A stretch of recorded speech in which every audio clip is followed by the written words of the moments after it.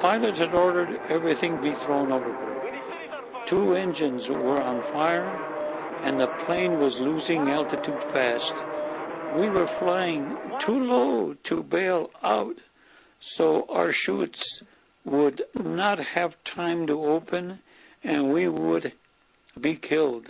For sure, we threw what we could overboard, our 50 caliber machine guns, the ammunition and oxygen tanks, praying to God that we would survive. My name is Pat Robles, and I was born on May 17, 1923, in Corona, California. I served in the 8th Air Force in Europe during World War II. By the grace of God, we always had food on the table. While I grew up during the Great Depression, my dad was always blessed with work, so my sister and I had a very happy childhood. As a student, I was always interested in world history, as well as the current war over in Europe. When I heard of the attack on Pearl Harbor over the radio, I knew it was time for me to start thinking about entering the service. I was drafted early in 1943 into the Army Air Corps, and I was sent to Harlingen, Texas for my training. And I don't mean to boast, but I had the next to the highest sharpshooting score in my company. I was also sent to airplane engineering training to learn more about the bomber planes that we would be assigned to fly. And then I was ready to go to the European Theater of Operations. I was assigned to a crew with 9 other men, and I flew all of my missions with the same crew.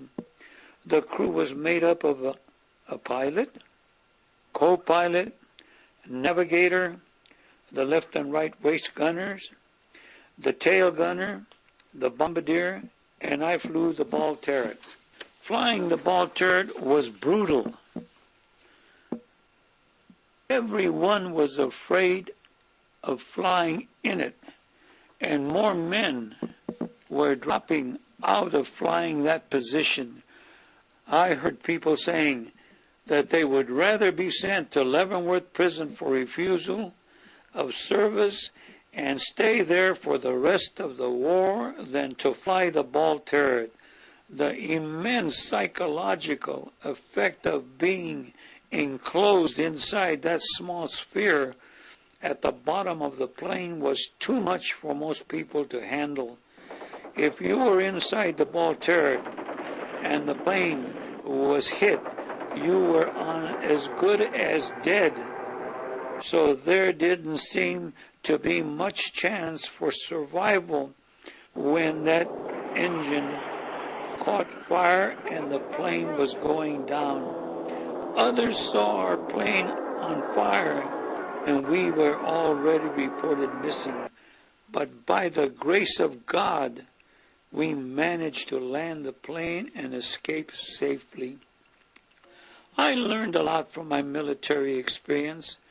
I learned to seek the presence of the Lord, to read His Word, to think of the needs of others, to pray for others, and I came to accept Him as my personal Savior. I always believed in the Lord before, but after I got into His Word, boy, did I learn how real He is, and I am thankful because I know I would have never survived this war without my wife's and her parents' prayers.